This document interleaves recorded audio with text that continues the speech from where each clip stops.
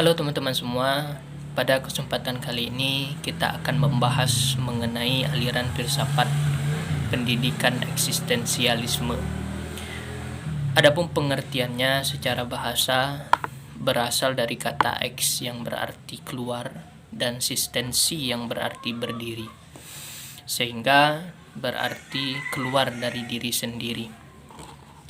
Adapun secara istilah, eksistensialisme merupakan kebebasan manusia untuk menjadikan dirinya sendiri dengan tetap bertanggung jawab penuh yang tidak bisa dibebankan kepada orang lain. Aliran eksistensialisme ini, teman-teman, berpandangan bahwa ia tidak terikat oleh segala macam bentuk aturan. Apapun yang dilakukan oleh manusia asal itu sesuai dengan kehendaknya sendiri, baik benar ataupun salah, itu tak berlaku dalam aliran ini. Karena menurut aliran ini, kebenaran itu bersifat relatif. Ia tidak mutlak. Karena kebenaran itu terkadang menurut aliran ini ditentukan oleh waktu, dan berbeda orang berbeda pula kebenarannya. Akan tetapi beda dengan kita yang beragama, ada pedoman. Pedoman itulah yang jadi landasan akan kebenaran. Dengan demikian, aliran eksistensialisme ini dapat kita simpulkan bahwa aliran ini menjunjung tinggi akan kebebasan manusia untuk dapat menampilkan dirinya sendiri sesuai dengan kehendaknya sendiri, dengan tetap ia bertanggung jawab atas pilihannya yang sama sekali tak dapat dibebankan kepada orang lain. 2. Tokoh-tokoh aliran eksistensialisme. Tokoh yang pertama yaitunya Jean-Paul Sartre. Ia berpandangan bahwa eksistensialisme mengajarkan bahwa tiap kebenaran dan tiap tindakan mengandung keterlibatan lingkungan dan manusia.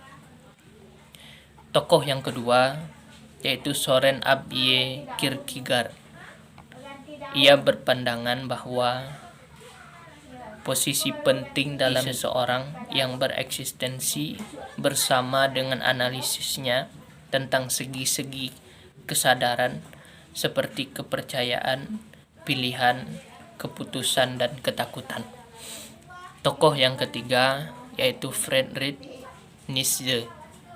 Ia berpandangan beliau memberikan ringkasan pendek tentang manusia dengan segala dimensi tentang kematian. Tokoh yang keempat yaitu Karl Jasper.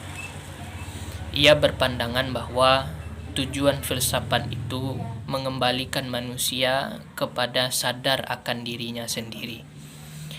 Tokoh yang kelima yaitu Martin Heidegger. Ia berpandangan bahwa manusia itu terbuka bagi dunianya dan sesamanya. Tokoh yang keenam yaitu Gabriel Marcel. Ia memiliki ide-ide pokok, di antaranya yang pertama adalah adanya pemikiran yang memisahkan antara subjek dengan objek. Kedua adalah bahwa eksistensi manusia itu tidak terletak bahwa ia ada, tetapi lebih tertuju pada kehendak manusia itu sendiri. Pembahasan selanjutnya, pandangan Islam terhadap aliran eksistensialisme. Islam meletakkan hubungan manusia dengan pendidikan atas dasar prinsip penciptaan, peran, dan tanggung jawab. Dalam hal ini, manusia dapat dilihat sebagai makhluk ciptaan Allah yang terkait oleh ketentuan-ketentuan, norma-norma, nilai-nilai yang telah diatur oleh Allah.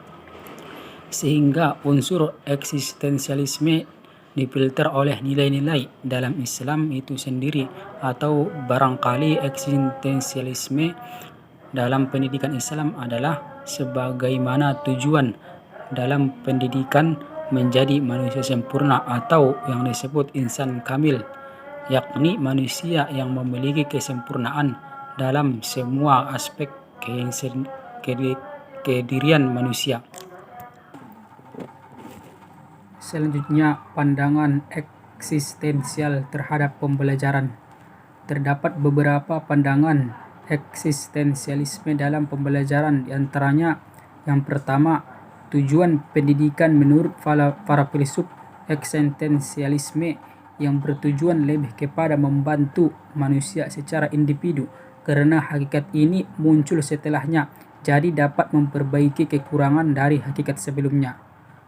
Yang kedua, kurikulum pendidikan eksistensialisme tidak berpusat pada materi pembelajaran, karena apapun yang dipelajari peserta didik merupakan suatu alat bagi peserta didik tersebut dalam mengembangkan pendidikan diri dan tanggung jawab diri. Selanjutnya, metode pendidikan pada paham eksistensialisme hendaknya pendidikan dilaksanakan dengan teknik-teknik pembelajaran non-direktif. Dan selanjutnya, peranan pendidikan dan peserta didik menurut penganut eksistensialisme bahwa guru harus berperan sebagai pembimbing, sedangkan keputusan ada di tangan peserta didik. Karena itu pendidik harus bersikap demokratis. Baiklah, cukup sekian pembahasan pada kali ini. Assalamualaikum warahmatullahi taala wabarakatuh.